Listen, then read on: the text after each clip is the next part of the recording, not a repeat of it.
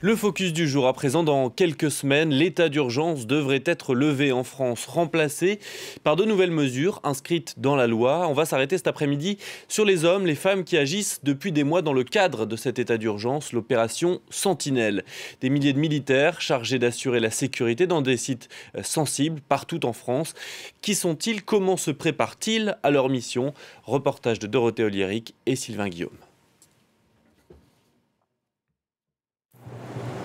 Les soldats de Sentinelle, des remparts contre le terrorisme, mais aussi, de plus en plus souvent, des cibles.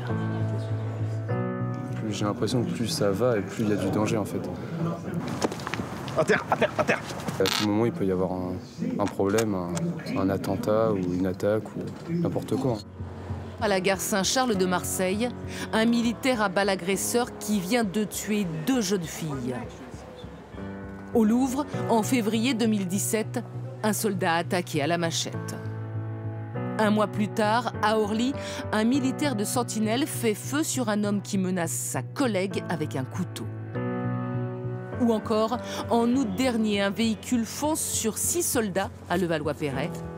Au total, 8 attaques depuis le début de l'année. Face à cette menace, une patrouille se prépare comme une opération militaire. 5. Un entraînement intense. Cool. Ok. Vous descendez, vous regardez vos pieds. Pour supporter des marches d'au moins 20 km. Les patrouilles durent du matin au soir, donc toute la journée. Et effectivement, on devrait être à peu près dans environ de 20-25 km, suivant les zones dans lesquelles on opère. Qui sont ces hommes derrière le nom Sentinelle? Première classe Nabarlatz, 20 ans. Caporal William, 25 ans. Première classe François, 21 ans. Première classe Kevin, 21 ans. Ce jour-là, des jeunes issus des troupes de marine qui perfectionnent des techniques de corps à corps. Coup d'arrêt. J'ai juste une rotation par-dessus sa tête. Pour neutraliser les nouveaux ennemis. C'est pas grave s'il prend un coup de pied dans la tête. C'est la manip.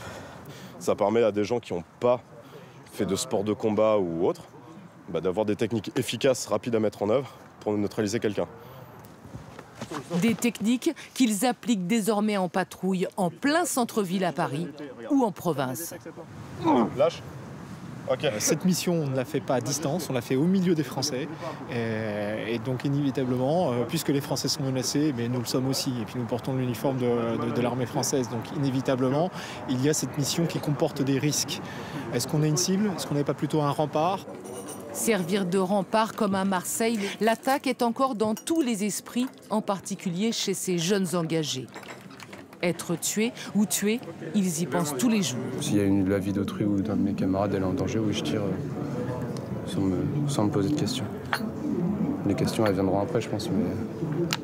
C'est ce qu'a fait un réserviste même qui était à Marseille. Oui, à gare Saint-Charles. Il a eu l'audace de le faire et moi je l'en félicite parce que c'est du courage et voilà, il a montré que les militaires pouvaient être là et que voilà, on était là. Donc le fait qu'on soit là, la présence, mine de rien, ça dissuade. Puis après, voilà, comme ça a déjà été dit, on a été formés pour. S'il doit se passer quelque chose, on saura riposter, mais comme il le faut, quoi. Direction l'aéroport de Roissy où, côté dissuasion, on a fait appel à des militaires beaucoup plus aguerris. Pour nous, ça départ à 14h. Effectif, c'est 1-7. Ils portent le béret vert d'un régiment de la Légion étrangère. Des hommes que l'on croise d'habitude sur des terrains de guerre. Aujourd'hui, on nous confie Sentinelle, demain, on nous enverra au Mali. Pour nous, la mission est sacrée et on va la faire du mieux qu'on peut. Des patrouilles au milieu de passagers pas très rassurés. C'est un peu inquiétant à la fois et en même temps, ça donne un sentiment de protection. L'effet psychologique est indéniable. Ces scènes font désormais partie du quotidien des Français. Et avec nous en direct depuis la Suisse, Alexandre Vautravers. Bonjour, merci d'être avec nous. Vous êtes expert en sécurité à l'Université de Genève, chercheur associé à l'Institut pour la sécurité en Europe. D'abord, une première question toute simple. Pourquoi est-ce que les militaires, selon vous, sont devenus ainsi une des cibles privilégiées des attentats de ces derniers mois ?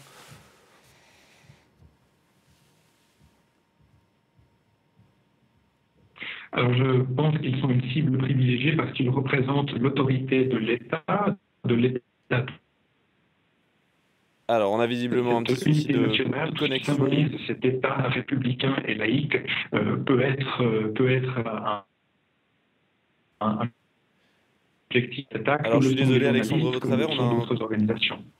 Une liaison qui est extrêmement mauvaise avec vous. Je ne sais pas si on va pouvoir poursuivre cette interview parce que le son est vraiment extrêmement mauvais. Je suis vraiment désolé, on essaiera peut-être de vous retrouver un peu plus tard dans Paris Direct. Voilà en tout cas pour ce focus